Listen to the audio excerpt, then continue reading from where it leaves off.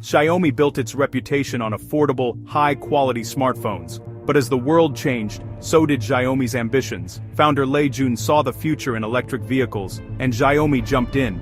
Billions were invested, and the company set out to compete with giants like BYD and Tesla. The SU7 sedan became the symbol of this bold transformation. Xiaomi overhauled its retail network, turning phone shops into car showrooms. The pressure was immense, with every employee feeling the weight of this mission.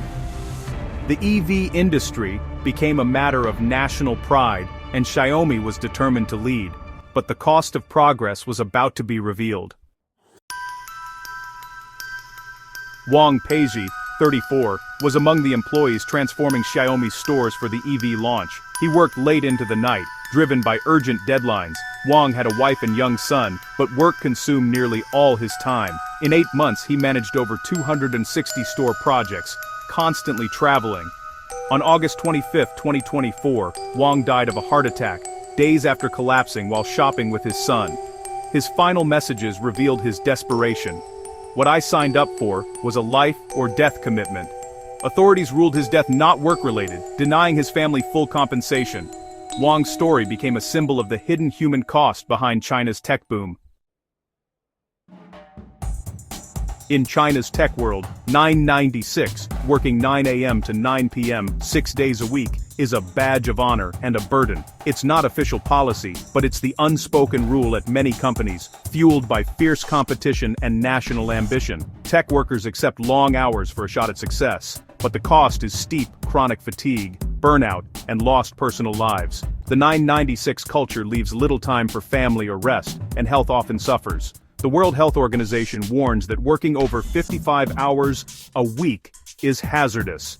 Yet 72-hour weeks are common in tech. Overwork is seen as patriotic, a sacrifice for China's rise in EVs, AI, and semiconductors. But the glamour fades quickly, replaced by exhaustion and stress.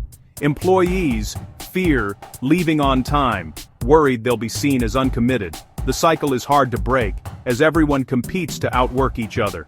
This mindset, personal sacrifice for collective success, is now under scrutiny. As stories like Wang's emerge, the human cost of relentless work is harder to ignore.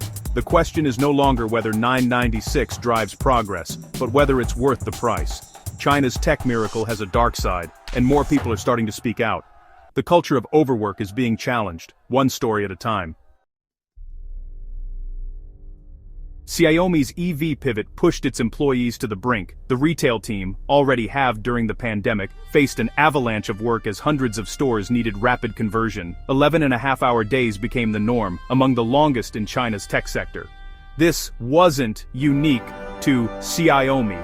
Other tech giants reported similar hours, as the race to innovate intensified. For workers like Wang, life outside the office vanished. Family members saw them only in passing. The dream of a better life faded as exhaustion and stress took over.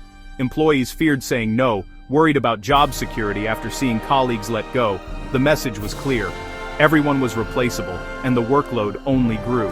The relentless pace created a culture of anxiety and insecurity. The cost of progress was measured in human exhaustion, and sometimes tragedy. Xiaomi's transformation came at a steep personal price for its workforce. China's tech work culture stands in stark contrast to much of the world. While 996 is common, Chinese labor law caps the workweek at 44 hours, rules often ignored in tech. In the US, full-time employees average 43 hours a week. In Europe, it's even less, with a focus on work-life balance. China's average workweek is rising, now at 49 hours for all company staff, reflecting a broader trend of overwork. Long hours are seen as patriotic, tied to national progress, but the toll on health is mounting. The World Health Organization calls overwork a global health risk, and China's tech sector regularly exceeds safe limits. Different countries have different values, but China's extreme hours raise questions about sustainability. Stories like Wang's highlight the real cost of rapid innovation. The debate is no longer just about productivity, it's about well-being and the future of work. The world is watching to see if China's model can, or should, endure. Wang Peizi's death was not unique. It was part of a troubling pattern in China's high-pressure industries. High-profile deaths at companies like PDD Holdings and Bilibili have fueled a national debate over work-life balance. Social media has become a battleground, with millions sharing stories of burnout and demanding change. The public is pushing back against the 996 culture, refusing to accept endless overwork as the norm. In response, the government has begun to act, releasing an action plan in 2025 to address unhealthy work practices. This marks a shift, official recognition that the problem can't be ignored. Yet skepticism remains. Can real change happen when tech drives China's economic ambitions? The government faces a dilemma: protect workers or maintain global competitiveness. The new policies are a start, but enforcement will be the true test. The challenge is finding a balance between innovation and human well-being. The debate is far from over, but the conversation has begun. The future of work in China hangs in the balance. Xiaomi's EV revolution and Wang Peizi's tragedy offer a stark lesson. Progress must not come at the expense of people. Work-life balance isn't a luxury, it's essential for health, creativity, and sustainable growth. Overwork may yield short-term gains, but it leads to long-term problems for companies and society. True innovation flourishes when employees have time to rest and live. China's younger generation is demanding change, pushing back against the culture of sacrifice. Government action and public debate suggest a shift is possible. Companies will need to find new ways to compete without burning out their people. The choices made now will shape the future of work in China.